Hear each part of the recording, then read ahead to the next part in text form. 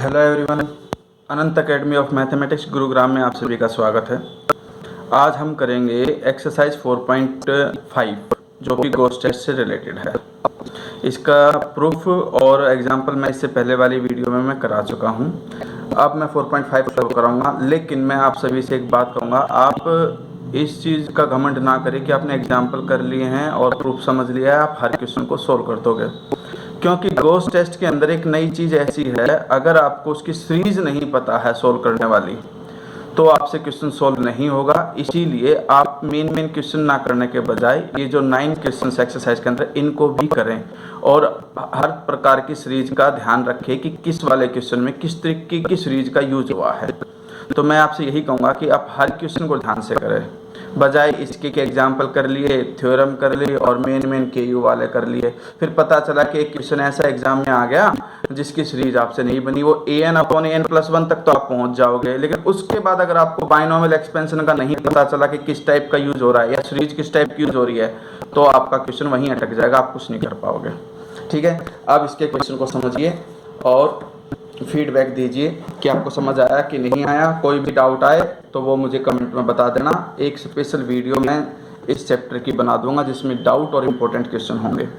अब देखिए question number 1। Question number जो 1 है एक्सरसाइज 4.1 का, वो ये है 1² अपॉन में 2², फिर प्लस में है 1² 3² अपॉन 2² 4², फिर 1² 3² 5² अपॉन में 2² 4² 6² एंड सो ऑन। सबसे पहला काम हम इसका an बनाने का करते हैं। an का मतलब इसको देख करके n बनाओगे। ओड वाली टर्म में है न्यूमिनेटर में, तो 1 3 5 डॉट डॉट करके 2n-1 सबका स्क्वायर है, लगा दो। डिनोमिनेटर में 2 4 6, इवन के अंदर nth टर्म 2n होती है, सबका स्क्वायर है, यहाँ भी लगा दो। अब an+1, ठीक है। an+1 में क्या है कि एक एक एक्स्ट्रा टर्म लिख दो, क्योंकि हर बार देखो इसमें 1 थी, फिर 2 थी, फिर 3 थी, तो nth टर्म में n होंगी और n+1 में n+1 टर्म्स होंगी। 1² 3² 5² सो ऑन करके 2n-1 का स्क्वायर, और अगली टर्म जो है वो 2n+1 इसका स्क्वायर आ जाएगी। डिनोमिनेटर में 2² 4² 6² सो ऑन करके 2n का स्क्वायर और 2n+2 का स्क्वायर। क्योंकि सब में 2 का डिफरेंस, तो इसमें 2 ऐड करोगे तो 2n+1 आ जाएगी, और इन सब में भी 2 का डिफरेंस है तो अगले टर्म 2n+2 आएगी। या फिर दूसरा तरीका यह है नेक्स्ट टर्म निकालने का, n की जगह n+1 ब्रैकेट में लिख के मल्टीप्लाई करके सिंप्लीफाई करोगे तो भी यही टर्म आएगी। अब हम क्या करते हैं, an को an+1 से डिवाइड करते हैं, इसको इससे डिवाइड करो तो ये पूरे का पूरा ब्लॉक कैंसिल, ये बचेगा और वो भी इसके अपॉन में, इसलिए रेसिप्रोकल हो जाएगा 2n+2 का होल स्क्वायर अपॉन 2n+1 का होल स्क्वायर। 2n न्यूमिनेटर में से कॉमन लो तो 2n का स्क्वायर तो बाहर आ जाएगा, ब्रैकेट में 1+2 अपॉन 2n इसका स्क्वायर। डिनोमिनेटर में भी 2n कॉमन आ जाएगा तो 1+1/2n इसका होल स्क्वायर। तो तुम देखोगे ये कंप्लीट कैंसिल। इसमें मैं 2 से 2 भी कैंसिल कर सकता हूँ, लेकिन जैसे ही मैं इसमें लिमिट इन्फिनिटी रखूँगा ये 0 करके 1/1 1 हो जाएगा, रेशियो टेस्ट तो फेल हो जाएगा। तो मैं सीधा गोस्ट टेस्ट पे आ रहा हूँ, वो लिख देना आपकी रेशियो टेस्ट फेल। अब an/an+1 is equal to 1+1/n का स्क्वायर, और ये 1+1/2n की पावर -2। अब आपके पास समस्या ये आएगी कि अगर आपको इसका एक्सपेंशन नहीं पता तो समस्या हो जाएगी। देखिए इसका तो होल स्क्वायर है, इसमें तो कोई समस्या नहीं है। a² + b² + 2ab, ठीक है, फॉर्मूला हो गया। लेकिन जब आपके पास पावर -2 होता है, एक्सपेंशन कैसे होगा उसको आप यहाँ पर देखिए, 1 + x होल पावर -2 है, तो आप इसके बाद देखो ये प्लस है ये माइनस, तो ये तो कंफर्म हो गया कि पहली टर्म पॉजिटिव, फिर अगले नेगेटिव, फिर पॉजिटिव, फिर नेगेटिव। और देखो पहली टर्म 1 है, फिर माइनस का साइन आएगा, 2 के साथ x आएगा, फिर प्लस आएगा, 3 के साथ x² आएगा, फिर -4 के साथ x³ एंड सो ऑन, यानी कि 1 2 3 4 प्लस माइनस वगैरह चलेगा, और x की पावर यहाँ से 1 2 3 इस तरह से चलेगी। ठीक है, तो यही एक्सपेंशन यहाँ पर यूज होगा। 1 लिखोगे, फिर माइनस में 2 लिखोगे, इंटू में 1/2n, फिर प्लस का साइन 3 लिखोगे, 1/2n का स्क्वायर, फिर -4 लिखोगे, 1/2n का क्यूब एंड सो ऑन। ठीक है, अब ये 1 प्लस 2/n प्लस 1/n²।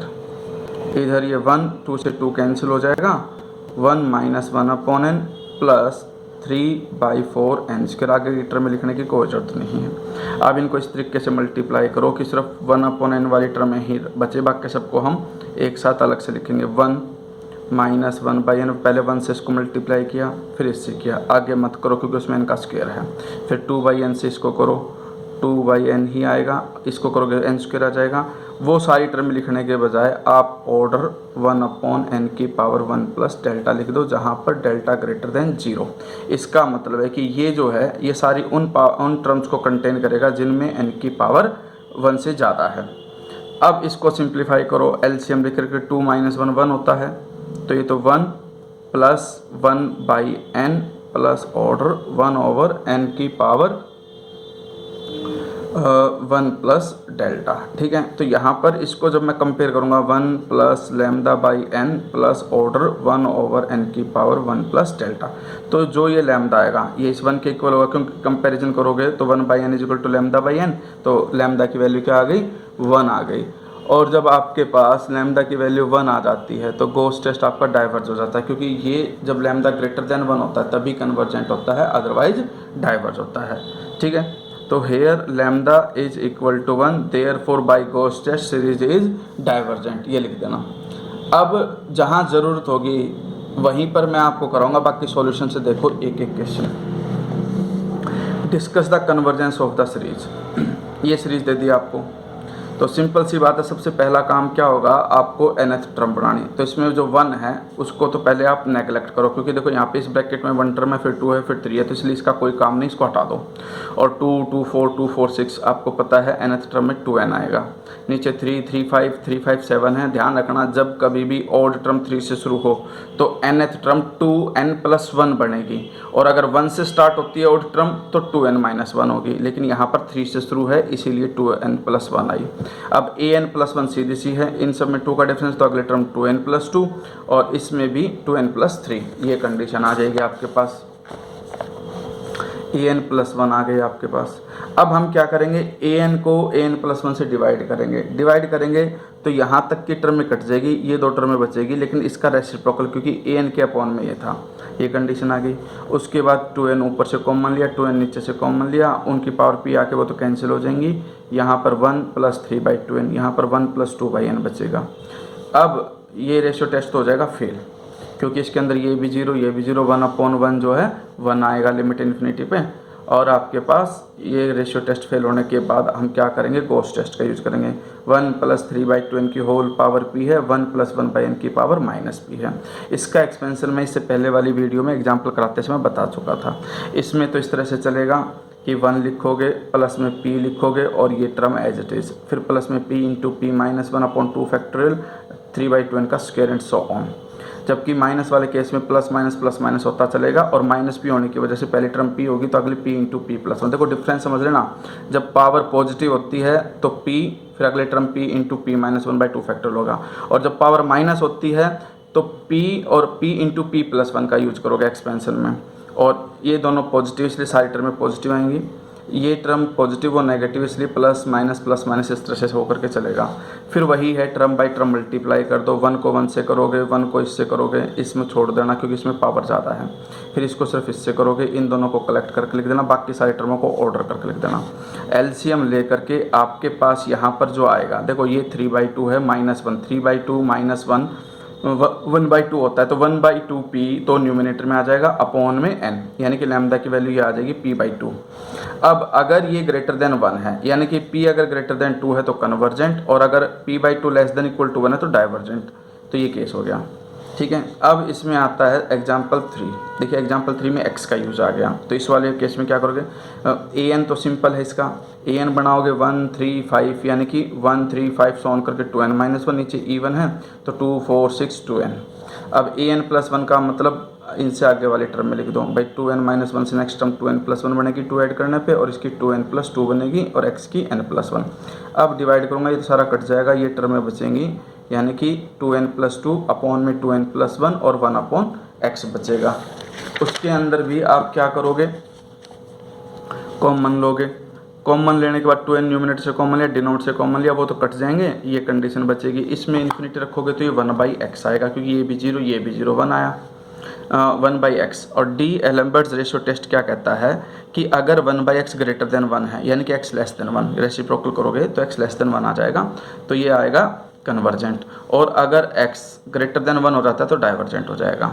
और जब इक्वल टू 1 है तो रेशियो टेस्ट फेल। अब हम इक्वल टू 1 होने पर आप आ जाओगे an/an+1, यानी कि 1/x जो है उसको हटा दो, 1/1 तो 1 हो गया, सिर्फ ये टर्म बची, इसको वापस ऊपर ले जाके पावर -1 कर दो। अब यहाँ पर जो एक्सपेंशन है वो -1 वाला केस आ गया। जब -1 होता है तो हम एक्सपेंशन कैसे करते हैं वो देखिए। ये याद रखना कि 1 + x पावर -1 है, तो आपको कुछ नहीं करना, फर्स्ट टर्म पॉजिटिव, फिर नेगेटिव, फिर पॉजिटिव, फिर नेगेटिव, इस तरह से -x³ एंड सो ऑन, यानी कि x की पावर बढ़ती चलेगी, कोई कोफिशिएंट मल्टीप्लाई नहीं होगा, फर्स्ट टर्म पॉजिटिव, फिर नेगेटिव, फिर पॉजिटिव, फिर नेगेटिव एंड सो ऑन। यही इसने किया है यहाँ पर, ठीक है। ये देखो, ये 1 + 1/n की तो पावर 1 है, तो इसको तो एज इट इज रखो, इसका एक्सपेंशन कर दो, फर्स्ट टर्म 1, फिर माइनस का साइन, फिर ये 1/2n, फिर प्लस का साइन, फिर 1/2n का स्क्वायर एंड सो ऑन। अब इनको भी ऐसे ही मल्टीप्लाई करो, जिसमें देखो 1 को 1 से किया, 1 को 1/2n से किया, फिर 1/n को 1 से किया, आगे करोगे तो पावर n की बढ़ती चली जाएगी, उसको इसमें कन्वर्ट करके लिख दो, ऑर्डर ऑफ 1/n की पावर 1 + डेल्टा, ठीक है। इसको सिंप्लीफाई करोगे तो ये 1 है, ये 1/2 है, तो एक प्रकार से 1 - 1/2 1/2 होता है, तो 1/2/n हो गया, लैम्डा की वैल्यू 1/2 आ गई, which is less than 1, hence divergent.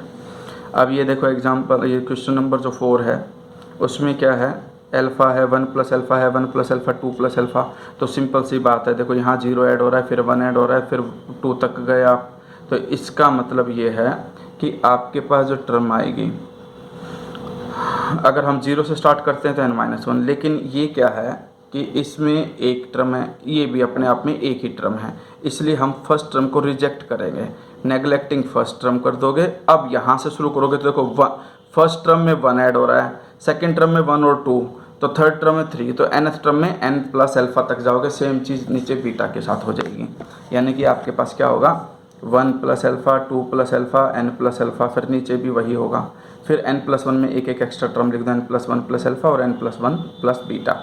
फिर आप क्या करोगे, an को n+1 से डिवाइड करोगे, पूरे का पूरा कट जाएगा, ये 2 टर्म बचेंगे, रेसिप्रोकल करके इनको लिख दो। फिर यहाँ पर तुम देखो कि n कॉमन लोगे, जैसे ही मैं n कॉमन लूँगा तो ये 1 बचेगा, और 1 + बीटा के अपॉन n, यहाँ से भी n कॉमन लूँगा तो 1 बचेगा, 1 + अल्फ़ा के अपॉन n, इन्फिनिटी रखने पे 0 1 आ गया, ratio test fail. Ratio test fail होते ही ये टर्म जो है ऊपर जा कर के पावर -1 हो जाएगी, पावर -1 इसका कुछ करोगे नहीं, एज इट इज रहेगी।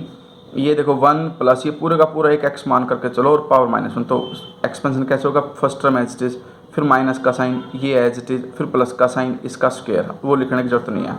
अब इसको मल्टीप्लाई करो, 1 को 1 से किया, ये आया, फिर 1 को इससे करोगे तो ये एज इट इज, फिर 1 + β/n को 1 से करोगे तो वो भी एज इट इज, बाकी सारी टर्मों के लिए ये लिख दो, क्योंकि सब में पावर n की ग्रेटर आएगी 1 से।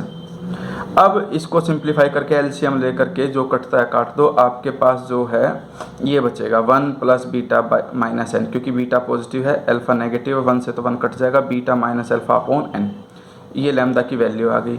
अगर ये पॉजिटिव है तो कहेंगे हम कि आपके पास बीटा - अल्फ़ा ग्रेटर देन 1 है, यानी कि beta is greater than 1 + alpha, तो कन्वर्जेंट, अदरवाइज डाइवर्जेंट। अब फिफ्थ क्वेश्चन को देखिए, इसमें क्या देखो, इसमें एक चीज़ है जिसको आपको बड़े ध्यान से देखना है, इसकी जो an बनाओ तो कैसे बनानी है।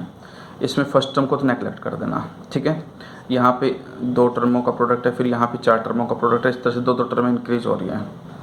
अब यहाँ पर देखो थर्ड टर्म में 2 तक गया, तो nth टर्म में लेफ्ट में वो n-1 + a तक जाएगा, और राइट के अंदर थर्ड टर्म में 3 - a है, तो ये n-a तक जाएगा, क्योंकि n टर्म में n-a हो जाएगा, और अब 1² 2² 3² ये है, ठीक है। और बीच में जो ये टर्म है वो एज इट इज लिख देना भाई, 1 + a, 1 - a, 2 - a, 3 - a, ठीक है, एंड सो ऑन, बस लास्ट की 2 टर्में लिख देना। इसके बाद जब आप an+1 करो, an+1 का मतलब होगा इधर एक टर्म इंक्रीज कर दो, वो n+a तक जाओगे, उधर n+1 - a तक जाओगे, और यहाँ n+1 का स्क्वायर, तो ये कंडीशन आ जाएगी आपके पास इस तरह से। देखो एक टर्म n+a लेफ्ट में इंक्रीज हो गई, राइट में n+1 - a हो गया, और n+1 का स्क्वायर। अब an को an+1 से डिवाइड करोगे तो सीधी सी बात है, ये टर्म बचेगी, n plus 1 minus a term बचेगी और ये टर्म बचेगी, बाकी बीच का सारा कैंसिल हो जाएगा। और जब रेसिप्रोकल होने की वजह से n प्लस 1 का स्क्वायर ऊपर आ जाएगा और वो दो टर्में नीचे आ जाएंगे। इसके बाद n इसमें से कॉमन जाएगा, n स्क्वायर बाहर आएगा, 1 प्लस 1 बाई एन का होल स्क्वायर बच गया। डिनोमिनेटर में भी n बाहर गया तो 1 प्लस ए बाई एन, इसमें से भी n बाहर गया तो 1 plus 1 minus a by n, और n स्क्वायर से n स्क्वायर कट गया, ये टर्म बची। रेशियो टेस्ट तो हो जाएगा फेल। अब हम आते हैं गोस टेस्ट पे। गोस टेस्ट के लिए क्या करोगे, तो भाई 1 प्लस 1 बाई एन का स्क्वायर तो है वो एज इट इज़, फिर जो डिनोमिनेटर में है 1 प्लस ए बाई एन वो पावर -1 और ये भी पावर -1। अब इसका तो होल स्क्वायर ओपन कर दो, 1 प्लस 1 बाई एन का होल स्क्वायर ए स्क्वायर प्लस में बी स्क्वायर प्लस 2ab करके, तो ये टर्म आ गई। इसमें एक्सपेंशन मैंने बताया था कि 1 प्लस एक्स की पावर -1 का होता है 1 माइनस में x, आगे टर्म लिखने की जरूरत नहीं क्योंकि n की पावर ज़्यादा हो जाएगी, तो 1 माइनस ए बाई एन लिख दो। इसमें भी ऐसे करो, 1 माइनस में करके ये टर्म लिख दो, बाकी प्लस 100 ऑन। अब मल्टीप्लाई करो टर्म बाई टर्म। पहले तो क्या करो, इन दोनों को मल्टीप्लाई कर दो। 1 को मैंने 1 से किया तो 1 आया, इसको फिर मैं करता हूँ इसके साथ 1 माइनस ए बाई एन। इन्होंने ध्यान से देखो, ये प्रोडक्ट मैं करके दिखाता हूँ, सॉल्यूशन में इन्होंने अधूरा छोड़ रखा है, यानी कि ये है 1 plus 2 by n plus 1 upon n square, फिर 1 minus a by n so on, और 1 माइनस ए अपॉन एन। ठीक है, ये जितने भी मैं सोल्व कर रहा हूँ या सॉल्यूशन है, इनका पीडीएफ फोल्डर का जो लिंक है वो मैं डिस्क्रिप्शन में डाल दूंगा, वहाँ से आप डाउनलोड कर लेना। अब ये है कि 1 से तो 1, पहले तो इसको मल्टीप्लाई करो, इन दो लास्ट के दो टर्मों को मल्टीप्लाई करो, इसको एज इट इज रहने दो। 1 को 1 से किया, ये आया, फिर माइनस का sign, 1 minus a by n, इससे करोगे तो भी, फिर माइनस में a by n and so on. तो इन्होंने क्या था, डायरेक्ट इसको सिंप्लीफाई करके ही लिख दिया था। अभी रुको, 1 plus 2 by n plus 1 by n square, ये तो हो गया 1। ये माइनस का ए है, अपॉन में तो एलसीएम आ जाएगा n, माइनस मैंने कॉमन ले लिया तो 1 माइनस ए प्लस ए हो जाएगा, क्योंकि देखो माइनस यहाँ भी है, माइनस यहाँ भी, माइनस कॉमन लेता हूँ तो ये कैंसिल हो जाएगा, इसीलिए वो 1 माइनस 1 बाई एन लिखा। अब इसको फिर से मल्टीप्लाई करूँगा मैं, 1 को 1 से करोगे तो 1, और 1 बाई एन से करोगे तो ये, फिर 2 बाई एन को करोगे तो प्लस में 2 बाई एन, और आगे करोगे तो पावर इंक्रीज हो गई, इसलिए ऑर्डर ऑफ 1 अपॉन एन, उसकी पावर 1 प्लस डेल्टा लिख दो। ये आ गया 1 plus 2 minus 1 1 upon n plus order 1 upon n power, यहाँ पर लैम्डा 1 आ गया। लैम्डा 1 आने पे डाइवर्जेंट होता है। ठीक है, अब देखो 6th क्वेश्चन में भी सिंपल सा ही केस है, ज़्यादा नहीं है। Discuss the convergence of the series n factorial upon में x plus 1 x plus 2 x plus n minus 1 x positive दे रखा है, तो इसकी तो nth टर्म ऑलरेडी बना करके दे रखी है। अब जब an दे रखी है, an प्लस 1 निकालोगे तो ध्यान रखना इसमें ये मत कर देना कि n फैक्टोरियल अगले टर्म इंटू में n माइनस 1 फैक्टोरियल, नहीं, n की जगह ही n प्लस 1 फैक्टोरियल लिखा जाएगा, यानी कि n प्लस 1 का फैक्टोरियल, क्योंकि ये सिंगल टर्म है, इसमें टर्म आपकी इंक्रीज हो रही है, तो इसलिए इसमें x plus 1 x plus 2 x plus n minus 1 से just next term x plus n minus 1 की जगह पे n आ जाएगा, क्योंकि नेक्स्ट टर्म जो है एक एक इंक्रीज हो रही है, तो x प्लस n जाएगा आपके पास। अब an को an प्लस 1 से डिवाइड कर दो, डिवाइड करोगे तो n प्लस 1 को मैं एक्सपेंड कर सकता हूँ, n plus 1 into n factor से n फैक्टर कट जाएगा, ये सारी टर्म में कट जाएगी, x प्लस n बचेगा, यानी कि आपके पास दो ही टर्म में बचेंगी, एक तो x प्लस n बचेगा और एक n प्लस 1 बचेगा, यानी कि x plus n upon n plus 1। Numerator denotes में n कॉमन लोगे तो ये तो 1 प्लस x बाई n, नीचे से n कॉमन लोगे तो 1 प्लस 1 बाई n। अब an को an प्लस 1 से जब डिवाइड करोगे तो limit n tends to infinity, ये कंडीशन आ गई। इसमें अब आप क्या करोगे, ये लिमिट इन्फिनिट रखने पे बना जाएगा केस फेल, फिर भैया इसकी पावर -1 करो, एक्सपेंशन करो, मल्टीप्लाई करो, डिपेंड कर जाएगा कि x माइनस 1 क्या आएगा। x माइनस 1 लैम्डा की वैल्यू हो गई, अगर ये ग्रेटर देन 1 आता है, यानी कि x माइनस 1 ग्रेटर देन 1 तो कन्वर्जेंट, लेस देन 1 है तो डाइवर्जेंट। ठीक है, अब इसमें ऐसा कोई भी आगे क्वेश्चन है नहीं जो आपको समझाया जाए, क्योंकि ऑलमोस्ट जो चीज़ हो सकती थी मैंने बता दी।